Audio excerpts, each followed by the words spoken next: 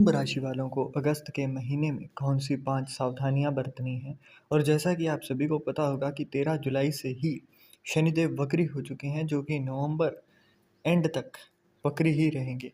तो उसका क्या प्रभाव होगा और अभी के टाइम पर कौन से गोचर हैं जो कि आपको आपके जीवन में चेंजेस लाकर देंगे?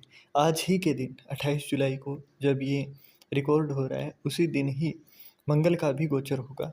तो अब एक-एक चीज़ के बारे में हम लोग बात करेंगे। सबसे पहले बात करते हैं मंगल की।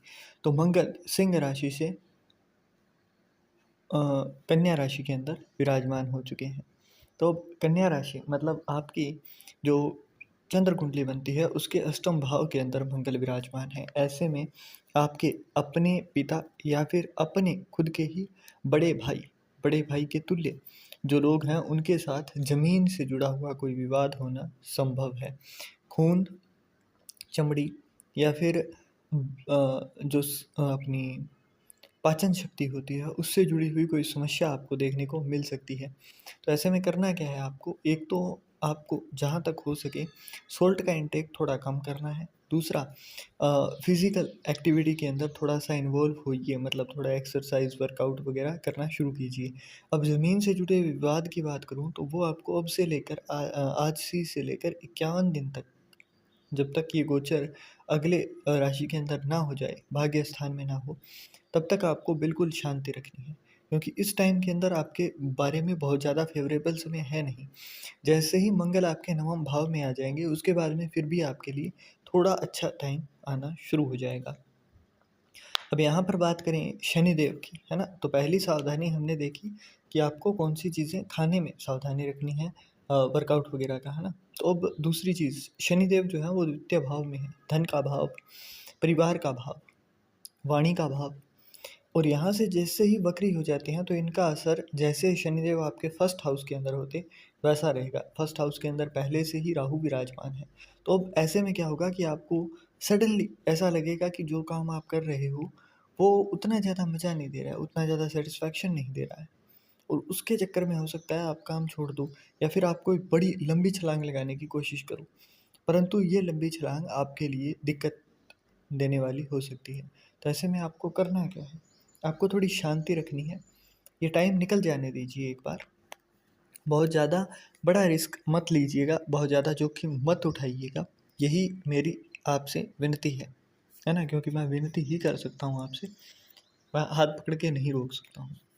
दूसरी चीज़, होता क्या है, मैं इस चीज़ को अगर डिटेल में समझाऊँ तो राहु जो है ना, राहु मति भ्रम पैदा करता है। मतलब आपको दिखाएगा बड़े-बड़े सपने कि तुम वहाँ जाओगे तो भी क्या है, अगर छोटे से शुरू करोगे तो भी ये कर लोगे।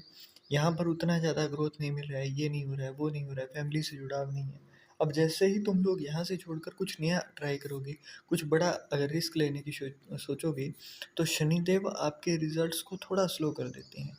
अब राहु को चाहिए तेज़ रिज़ल्ट, शनिदेव देंगे थोड़ा धीरे रिज़ल्ट। तो अब होगा क्या, आप वहाँ से भी बोर हो जाओगे।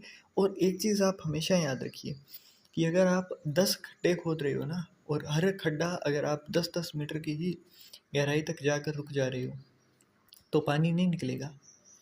पर हाँ, अगर एक खड्डा आपने 10 की जगह 20, 30, 50 मीटर तक खोदा, तो वहाँ पर पानी ज़रूर निकल जाएगा। मतलब कहने का क्या है कि आप जब एक ही जगह पर रहकर उसमें मेहनत करते हो ना, तो वहाँ पर एक अच्छा रिज़ल्ट निकाल देते हो। और किसी को भी देखो, हर एक सक्सेसफुल पर्सन एक टाइम पर एक ही चीज़ को देखता है ना? कुछ बुक्स भी हैं इसके ऊपर लिखी हुई, जैसे द वन थिंग हो गई।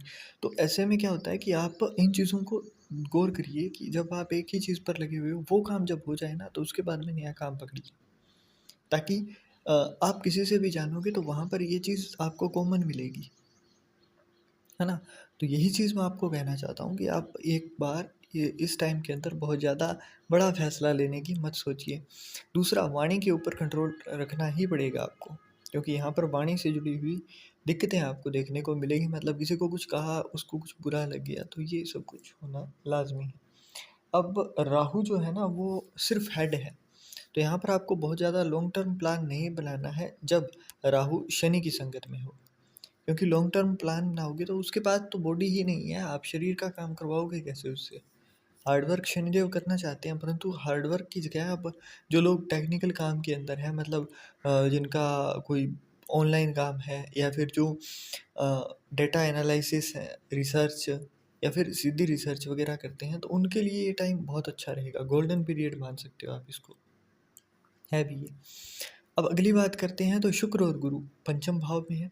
जुपिटर पंचम भाव में मतलब आपकी लाल किताब की माने तो यहाँ पर अपने पक्के घर में है। ऐसे में आपको चने की दाल, पीला कपड़ा, ये चीज़ें दान में नहीं देनी होती है। जुपिटर से जुड़ी हुई जो भी चीज़ है वो दान में मत दीजिए, दोगे तो अपना भाग्य खो दोगे। पांचवा घर आपके पितरों का भी होता है, कोई बताता नहीं है क्योंकि अष्टम भाव को मान लेते हैं लोग, परंतु जब आप एक्सपीरियंस करोगे ना तो पांचवा घर आपके पितरों का भी है।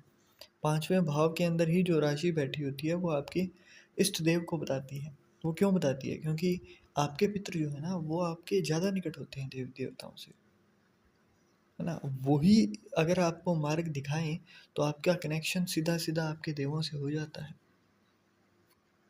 अगर ऐसा नहीं होता तो भागीरथी नहीं कहलाती, है ना गंगा जी। जब उनको लाया गया तो वो लाया क्यों गया था? ताकि उनके जो भी थे उनका कल्याण हो सके, है ना।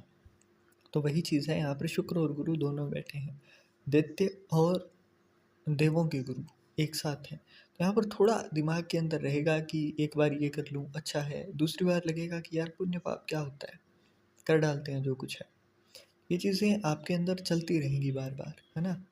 आपके अंदर बार बार थॉट्स भी आएंगे और हर चीज़ के ऊपर पूरा आपका फोकस रहेगा। अगर आप पुण्य करने की सोचोगे तो वहाँ पर भी एकदम पूरा उसके बारे में फोकस आएगा, और अगर आप पाप करने की सोचोगे तो आपके माइंड में 10 लोग आ जाएंगे जिन्होंने कुछ बुरा करके आगे ग्रोथ पाई है। ये चीज़ अभी डायलेमा में रहोगे आप, परंतु यहाँ पर आपको फ़ायदा कैसे उठाना है ना। हमें तो ज्योतिष की वजह से हमें अपने फ़ायदे की सोचनी होती है यहाँ पर। अब आप यहाँ पर जैसे मैंने कहा पहली चीज़ों का दान नहीं देना है, क्योंकि आगे नवरात्रि आएंगी, है ना। उसमें कई लोग दे देते हैं, तो ये चीज़ ध्यान में रखनी है। चाहे चंद्र कुंडली हो, कहीं भी अगर गोचर में आ जाए ना तो वहाँ पर दान नहीं दिया जाता है, दान रोक दिया जाता है उस चीज़ का। परंतु अपनी पत्नी को आप अगर इत्र, है ना, इत्र की बात कर रहा हूँ मैं, परफ्यूम की नहीं कर रहा हूँ, इत्र दान देते हो, कुछ ऐसा दान देते हो जिसके अंदर आपने कुछ मतलब मिलाया हुआ हो, लाइक जिससे ब्यूटी के अंदर ग्रोथ आती है ना, स्मेल्स से जुड़ी हुई कोई चीज़ आप दान में दे सकती हो, लाल रंग कोई दान में दे सकती हो, वो चीज़ अच्छी रहेगी। अब ऐसे में जिनकी शादी नहीं है और जिनकी कोई गर्लफ्रेंड वगैरह भी नहीं है, कोई साधक है, तो ऐसे में लक्ष्मी, माँ लक्ष्मी को प्रसन्न करना बहुत अच्छा रहेगा। दोनों के दोनों ही ग्रह वहाँ पर जाकर एक साथ हो जाते हैं, तो आप वो काम कर सकते हो, बहुत अच्छा है। अब माँ लक्ष्मी की अगर प्रसन्नता चाहिए तो विष्णु जी के लिए भी कुछ आराधना वगैरह करनी होगी, तो उसके लिए मंत्र जाप कर सकते हो, है ना, या फिर सहस्त्र नाम का पाठ कर सकते हो। तो ये काम कर सकते हो। इसके साथ साथ जो चीज़ें कंट्रोल में रखनी है वो ये रखनी है कि आपको अपनी पार्टनर के साथ या फिर किसी भी महिला के साथ जिसका विवाह हो चुका है, महिला की बात कर रहा हूँ मैं, दुर्व्यवहार नहीं करना है, कुछ भी ऐसा नहीं कह देना है जिससे उसको मानसिक तौर पर ठेस पहुँचे। तो ऐसा कुछ नहीं कहना है, इस चीज़ से परहेज रखिए। अगली बात करते हैं सूर्य और बुध की, दोनों ही छठे भाव में है।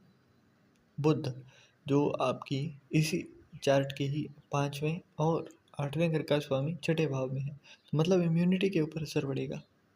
अब आठवें भाव के अंदर मंगल बैठा है और यहाँ पर बुध, तो माइग्रेन होना, दिमाग मतलब दिमाग एक जगह स्थिर न रहना, ये चीज़ें देखोगे आप। सूर्य की संगति में है तो थोड़ा सा ईगो के चक्कर से बचना है, क्योंकि यहाँ पर सेल्फ रिस्पेक्ट को आप ईगो बना डालते हो और उसके चक्कर में कई बार सामने वाले का नुकसान हो ना हो, आपका खुद का हो जाता है। तो इस चीज़ से थोड़ा परहेज रखिए, कंट्रोल में रहिए थोड़ा।